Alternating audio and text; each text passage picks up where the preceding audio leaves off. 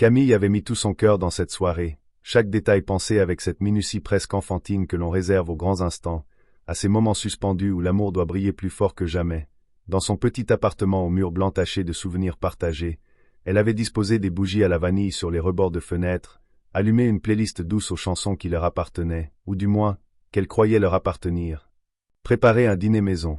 Un plat qu'il adorait mais qu'elle n'aimait pas, comme un symbole silencieux de ses efforts quotidiens pour que ce nous fragile survive dans un monde trop pressé pour l'intimité. Elle avait même ressorti la robe en soie bordeaux qu'il avait complimentée un soir d'été, quand il riait encore à gorge déployée dans la rue, insouciant et amoureux. Mais ce soir-là, quand l'horloge marquait 20 heures, puis 21, puis 22, sans qu'il ne franchisse la porte, sans qu'il n'envoie même un message, son cœur avait commencé à se crisper, puis à s'effriter, comme les roses trop mûres sur la table basse, et c'est à 22h30 qu'elle reçut enfin son SMS, 3 lignes sèches, mal ponctuées, comme un coup de pelle dans un jardin qu'on croyait encore fleuri. Désolé, j'ai croisé Marion par hasard. On s'est dit qu'on irait revoir un vieux film ensemble. Rien de grave.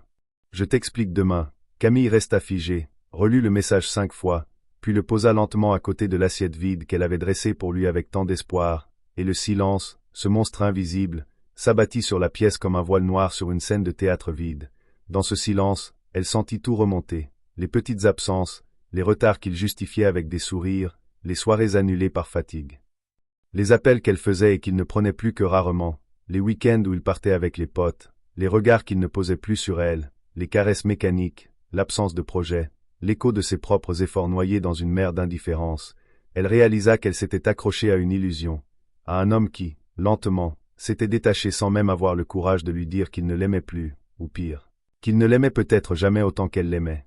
Elle, dans un geste désespéré, elle éteignit les bougies une à une, comme on renonce à un rêve, ouvrit la fenêtre sur la nuit tiède et regarda les passants en contrebas, se demandant combien d'entre eux souriaient sincèrement ce soir, combien faisaient semblant, combien, comme elle, pleuraient en silence en se demandant où ils avaient échoué. Elle pensa à Marion, cet ex qu'il disait avoir oublié, qu'il qualifiait de toxique, mais dont il parlait toujours avec une étincelle étrange dans les yeux. Camille l'avait deviné depuis longtemps, cette faille dans leur couple, mais elle s'était tue, comme on se tait face à un verdict qu'on ne veut pas entendre.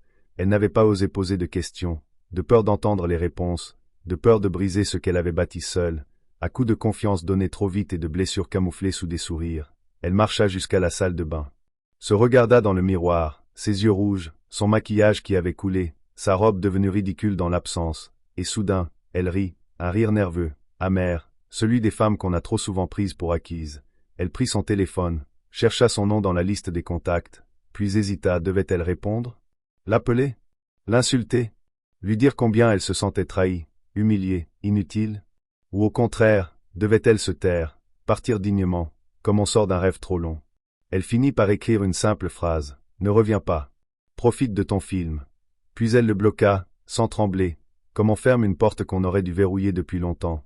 Elle éteignit son téléphone, retira sa robe, enfila un pull trop large, et se servit un verre de vin, pas pour noyer sa tristesse, mais pour porter un toast à sa propre lucidité retrouvée. Le lendemain, il ne put plus la joindre, ni la retrouver, car Camille n'était plus la même. Elle avait compris que parfois, on doit se choisir soi-même, même si cela signifie renoncer à l'idée d'un nous bancal. Elle se remit à vivre, lentement, jour après jour, pas en effaçant le passé, mais en l'acceptant comme une leçon, en se jurant de ne plus jamais tendre les bras à quelqu'un qui court vers une autre, en apprenant que l'amour ne doit jamais être une attente, mais une danse à deux, et que si l'un des deux quitte la piste, il faut cesser de danser seul dans le noir.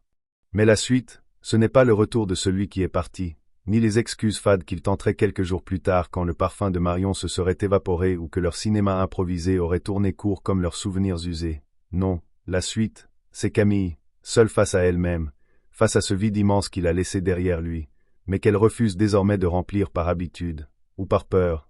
Les jours qui suivent sont difficiles, bien sûr, les automatismes de l'amour restent piégés dans son corps. Elle pense encore à lui en préparant 2 cafés le matin. Elle sursaute à chaque notification espérant un message qu'elle ne veut plus recevoir. Elle se surprend à chercher son regard dans la foule, comme si son esprit refusait encore de l'oublier. Mais ce deuil de l'amour, Camille va l'embrasser avec une lenteur féroce, avec une rage douce, celle des femmes qui refusent d'être la seconde option, le plan B, ou la pause entre deux autres. Elle retourne au travail avec des cernes sous les yeux mais la tête droite, répond aux collègues par des sourires mesurés, évite les discussions creuses sur les relations et fuit les regards compatissants. Elle ne veut ni pitié, ni conseil, seulement le droit de reconstruire à son rythme, de redonner un sens à sa solitude sans qu'on la juge. Un soir, elle ose sortir seule, s'installer à la terrasse d'un petit restaurant, commande un verre de vin, pas pour attendre quelqu'un, mais pour s'offrir ce moment à elle, sans masque, sans attente. Elle se sent fragile, encore, mais vivante, libre d'un poids qu'elle ne soupçonnait même plus. Et c'est là, dans ce silence rempli de cliquetis de verre et de rires de parfaits inconnus, qu'elle commence à écrire. Sur un vieux carnet qu'elle traînait dans son sac depuis des mois, elle y raconte sa soirée interrompue, les bougies, le plat froid, la robe bordeaux, le SMS, les heures qui ont suivi, non pas pour pleurer, mais pour poser les mots, pour vider la douleur sur le papier et s'en libérer un peu. L'écriture devient un refuge, une routine, un miroir dans lequel elle se regarde sans honte, sans filtre. Elle commence à publier de courts textes sur un blog qu'elle baptise les soirées manquées. Et peu à peu, des lectrices et des lecteurs viennent y déposer leurs propres fragments, leurs ruptures muettes, leurs espoirs piétinés, leur renaissance. Et Camille comprend qu'elle n'était pas seule dans cette douleur discrète que peu de gens osent dire tout haut. Un jour, un éditeur la contacte, puis un autre, et elle réalise que ce qu'elle prenait pour un échec personnel a réveillé en elle une voix qu'elle n'avait jamais vraiment écoutée. Elle écrit un livre, puis un deuxième, et son nom commence à circuler, non comme celui d'une victime d'un amour déçu, mais comme celle qui transforme les silences en cris beaux et nécessaires. Pendant ce temps, lui, Julien tente bien de revenir, 1 mois, puis 3, après avoir découvert que Marion n'était qu'un souvenir fané, après s'être rendu compte que Camille lui manquait, ou plutôt que la stabilité qu'elle offrait lui manquait, ce confort discret qu'il n'avait jamais su apprécier. Il envoie un mail, puis une lettre manuscrite maladroite dans laquelle il parle de regrets, de chances gâchées, de nouveaux départs. Camille lit la lettre, sans haine, sans tristesse non plus. Juste une lucidité froide, tranquille, celle qui naît quand on a survécu à ce qu'on pensait insurmontable. Elle ne répond pas, car parfois, la plus grande réponse est le silence. Elle sourit, range la lettre dans une boîte sans nom, puis sort rejoindre une amie qu'elle a connue grâce au blog, une femme forte, drôle, pleine d'ironie, avec qui elle partage maintenant des dîners improvisés où personne ne manque à l'appel. Les mois passent, puis les années, et Camille n'attend plus personne. Elle aime, elle crée, elle vit, et c'est là, justement, qu'un soir, sans l'avoir cherché, elle rencontre quelqu'un, pas un prince, pas une perfection, juste un homme qui l'écoute vraiment, qui ne disparaît pas quand elle allume des bougies, qui la regarde comme une évidence, pas comme un choix à comparer. Elle hésite, bien sûr, la peur n'est jamais loin, mais elle avance, doucement, sans brûler les étapes, sans effacer le passé. Mais en l'acceptant comme le tremplin qui l'a menée jusqu'à cette version d'elle-même, forte, lucide, invincible dans sa vulnérabilité.